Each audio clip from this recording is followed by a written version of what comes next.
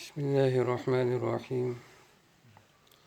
نحمده ونصلي ونسلم على رسوله الكريم، أما بعد، فأعوذ بالله من الشيطان الرجيم. بسم الله الرحمن الرحيم.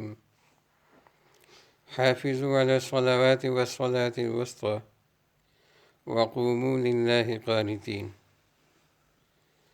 حفاظت کرو نمازوں کی اور نماز وسطی کی، یعنی بیچ والی نماز کی. وقوموا للہ قانتین، اور اللہ کے لیے کھڑے رہو ادب کے ساتھ. قانتین سکون اور ادب کے ساتھ. حافظوا علی الصلوات والصلاة الوسطی، نمازوں کی حفاظت کرو، نمازوں کے اوقات کی حفاظت کرو. نمازیں قضا نہ ہونے پائیں، نمازیں اپنے وقت پر پڑھو، اور خاص کر بیچ والی نماز کی حفاظت کرو. باقی نمازوں کی عموماً اور بیچ والی نماز کی خصوصاً تاکید فرمائی کہ اس کی حفاظت کرو. ایک حدیث میں آپ صلی اللہ علیہ وسلم نے فرمایا کہ تم منافق کی طرح نہ بنو. منافق کی حالت یہ ہوتی ہے کہ وہ بیٹھا رہتا ہے لیزی بن کر، اور جب بالکل نماز قضا ہونے والی ہوتی ہے تو اس وقت وہ کھڑے ہو کر وہ مرغی کی طرح چونچ مار دیتا ہے زمین پر، یعنی جلدی جلدی سجدے کر کے جان چھوڑا دیتا ہے. تو اس طرح کی نماز منافق کی نماز ہے. مستحب وقت پہلا وقت ہے اور یا مڈل کا وقت ہے. آخری وقت تک نماز کو لے جانا یہ سستی کی نشانی ہے، یہ بہتر نہیں ہے. اگرچہ جائز ہے لیکن بہتر نہیں ہے اور استحباب اور سنت کے خلاف ہے. تو اس کا اہتمام کرنا چاہیے. خاص کر گھروں میں جو عورتیں نماز پڑھتی ہیں ان کو اس کا زیادہ اہتمام کرنا چاہیے کہ وہ نماز کو بلا وجہ مؤخر نہ کریں. اسی طرح مسجدوں میں بھی نمازوں کا ٹائم ٹیبل اس طرح رکھنا چاہیے کہ بالکل اینڈ پر نماز جماعت کا ٹائم نہ ہو، اس لیے کہ یہ سستی کی نشانی ہے اور اس میں نماز کے قضا ہونے کا خطرہ ہوتا ہے. اور نمازوں کی محافظت یہ ضروری ہے. حضرت عبداللہ بن مسعود رضی اللہ عنہ کی ایک حدیث ہے، اس میں وہ فرماتے ہیں کہ میں نے پوچھا نبی کریم صلی اللہ علیہ وسلم سے کہ ای الاعمال افضل، اعمال میں سب سے زیادہ افضل اور بڑا عمل، فضیلت والا عمل کون سا ہے؟ تو آپ نے فرمایا کہ الصلاۃ علی وقتہا، نماز اپنے وقت پر ادا کرنا. یہ جہاد سے بھی افضل ہے اور یہ انفاق فی سبیل اللہ سے بھی افضل ہے. تو اس کی بہت زیادہ تاکید فرمائی. حضرت عمر فاروق رضی اللہ عنہ اگر کسی کو کوئی عہدہ دیتے، کوئی گورنر وغیرہ بناتے یا کوئی اور عہدہ دیتے تو پہلے اس کے بارے میں معلومات کرتے کہ یہ نماز میں سست تو نہیں ہے.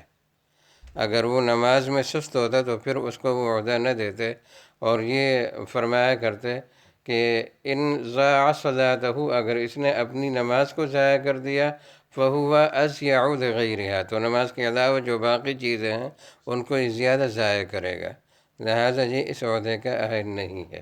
تو اس کو وہ عہدہ نہیں دیا کرتے تھے. تو یہ ضروری ہے کہ نمازیں اپنے وقت پر ادا کی جائیں. پھر فرمایا کہ صلاۃ وسطی، بیچ والی نماز. یہ بیچ والی نماز سے کون سی نماز مراد ہے؟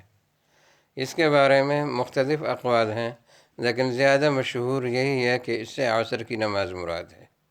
اس لیے کہ عصر کی نماز ایسی نماز ہے کہ اس سے پہلے ظہر اور فجر اور ظہر. فجر رات کی آخری نماز ہے اور ظہر دن کی پہلی نماز ہے. اور اس کے بعد مغرب اور عشاء. مغرب جو ہے یہ دن کا آخری حصہ ہے اور رات کا پہلا حصہ ہے، اور عشاء یہ رات کی نماز ہے. تو ان دونوں کے مڈل میں عصر کی نماز آتی ہے، اور کچھ صحیح حدیثوں سے اس کی تائید بھی ہوتی ہے. اس وجہ سے جمہور علماء یہ کہتے ہیں کہ اس سے عصر کی نماز مراد ہے. کچھ یہ کہتے ہیں کہ جس طرح اسم اعظم کسی کو معلوم نہیں، شب قدر کسی کو معلوم نہیں، تلاش کرنا پڑتا ہے، تو صلاۃ وسطی کو بھی تلاش کرنا چاہیے اور یہ بھی مخفی ہے. اور کچھ یہ کہتے ہیں کہ اس سے مغرب کی نماز مراد ہے، کچھ کہتے ہیں کہ اس سے عشاء کی نماز مراد ہے، کچھ کہتے ہیں کہ اس سے فجر یا ظہر کی نماز مراد ہے، لیکن بہرحال جمہور علماء اور اکثر علماء صحیح حدیثوں کی روشنی میں یہی کہتے ہیں کہ اس سے عصر کی نماز مراد ہے۔ عصر کی نماز کا خصوصیت کے ساتھ اور اسپیشل کیوں کہہ دیا کہ اس کی حفاظت کرو، اس کی وجہ یہ ہے کہ وہ دن کا آخری حصہ ہوتا ہے، اور اس وقت عمومی طور پر لوگ اپنے کام میں مشغول ہوتے ہیں۔ کوئی کاروبار میں مشغول ہوتا ہے، کوئی جاب میں مشغول ہوتا ہے، کوئی بھی بچوں کے ساتھ مشغول ہوتا ہے۔ وہ وقت ایسا ہے کہ وہ دنیا کے کاموں میں مصروفیت کا وقت ہے۔ تو کہیں ایسا نہ ہو کہ انسان اپنے بیوی بچوں میں رہ کر اس نماز سے غافل ہو جائے اور اس نماز کو قضا کر دے، یا اپنے کاروبار وغیرہ میں بزی رہ کر اس نماز کو قضا کر دے۔ ایسا نہیں ہونا چاہیے۔ اس وجہ سے خصوصیت کے ساتھ کہا کہ ٹھیک ہے، تمہاری دنیا کی ضرورتیں اور دنیاوی معاملات وہ اپنی جگہ پر، لیکن تمہاری نماز قضا نہیں ہونی چاہیے، لہذا اس کے اوقات کی خصوصیت کے ساتھ حفاظت کرو۔ پھر آگے فرمایا کہ جب نماز پڑھنے لگو تو یہ نماز یہ کوئی پریڈ نہیں ہے، یہ کوئی ایکسرسائز بھی نہیں ہے، یہ کوئی ٹریننگ بھی نہیں ہے، اور یہ کوئی روٹین کی چیز بھی نہیں ہے کہ باپ دادوں سے ایک چیز چلتی آ رہی ہے تو چلو ہم نے وہ اس طریقے سے کر دیا، بلکہ یہ رب العالمین کے سامنے کھڑا ہونا ہے، یہ احکم الحاکمین کے سامنے کھڑا ہونا ہے، یہ شہنشاہ بادشاہوں کے بادشاہ کے سامنے کھڑا ہونا ہے۔ اس کے کچھ تقاضے ہیں، اس کے کچھ آداب ہیں۔ ان میں سب سے بڑا ادب یہ ہے کہ قوموا للہ قانتین، ادب کے ساتھ، سکون کے ساتھ، اطمینان کے ساتھ، اور پورے خشوع خضوع اور عاجزی کے ساتھ اس رب کے سامنے کھڑے ہو جاؤ جس رب کو تم نے منانا ہے، اور جس رب سے تم نے اپنی حاجتیں مانگنی ہے، اور جس رب کو تم نے خوش کرنا ہے۔ وقوموا للہ قانتین، اور اللہ کے لیے کھڑے رہو عاجزی کے ساتھ، ادب کے ساتھ، سکون کے ساتھ۔ دنیا کی باتیں نہ ہوں، دنیاوی خیالات نماز میں نہ آنے پائیں۔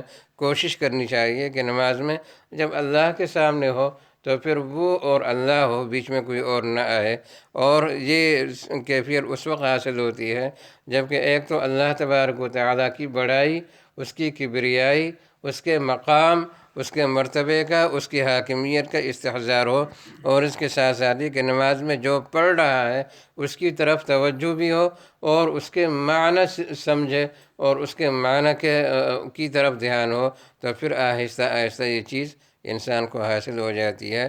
پھر وہ جب نماز میں کھڑا ہوتا ہے تو پھر وہ اپنے رب کے سامنے ہوتا ہے، پھر اس کا ذہن ادھر ادھر نہیں بھٹکتا۔ ورنہ اگر اس طرح نہ ہو تو پھر پتہ ہی نہیں چلتا کہ انسان نماز میں کیا پڑھ رہا ہے، کون سی رکعت میں ہے، اور پوری نماز اس کی اسی طرح وہ شش و پنج میں ہوتی ہے، اور وہ بھول بھلیوں کے چکر میں رہ جاتی ہے، اور اس کو احساس نہیں ہوتا کہ کتنی رکعتیں پڑھ لیں، کتنے رہ گئیں۔ تو اس طرح کی نماز جو ہے یہ قنوت والی نماز نہیں ہے۔ وقوموا للہ قانتین جو حکم دیا گیا ہے یہ نماز وہ نہیں ہے، تو اس کی کوشش کرنی چاہیے۔ اللہ تبارک و تعالی عمل کی توفیق عطا فرمائے۔ وآخر دعوانا الحمدللہ رب العالمین۔